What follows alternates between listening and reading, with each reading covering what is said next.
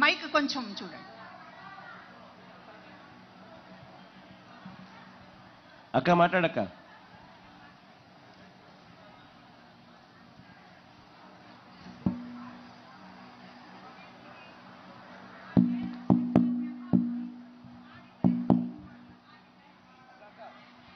అక్క మైక్ నీది పనిచేయడం లేదక్క, ఈ మైక్ తీసుకోక్క.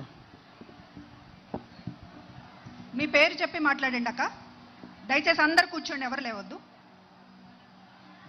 జగన్మోహన్ రెడ్డి సార్కి మా నమస్కారాలు. నా పేరు పట్రా ప్రభావతి, మాది దర్శి.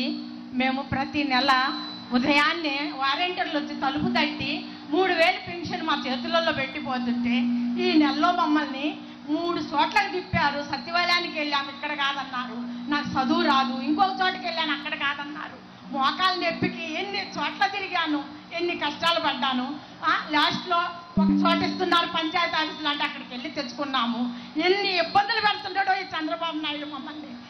మంచికైతే కాదు. మాకు వారంటీర్లు కావాలి, వారంటీర్ల వ్యవస్థ కావాలి.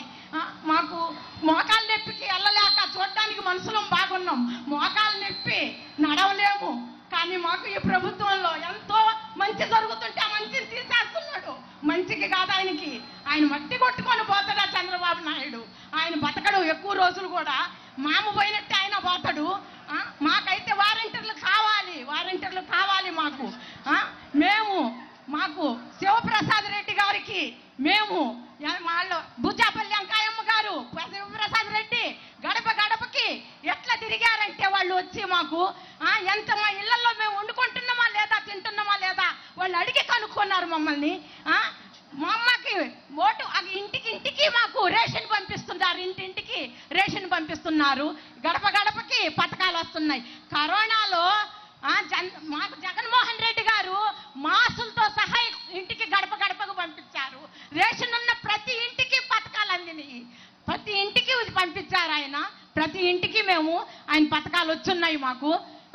మాకు ఆ వ్యవస్థ కావాలి. వారంటీర్ వ్యవస్థ మటుకు తీసేస్తే ఒప్పుకోము మేము.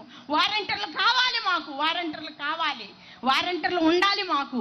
అందుకని మేము జగన్మోహన్ రెడ్డి గారిని, నా బిడ్డ కన్న బిడ్డ కూడు పెట్టడం లేదు, కన్న కొడుకు కూడు పెట్టకపోతే ఆయన ఇచ్చే 3000 రూపాయలతో మేము బతుకుతున్నాము. మాకు అన్యాయం చేయొద్దని మేము అడుగుతున్నాము, మాకు న్యాయం చేయమని మేము అడుగుతున్నాము.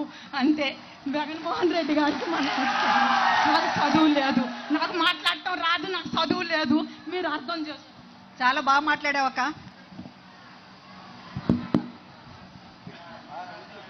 బాగా మాట్లాడారమ్మా.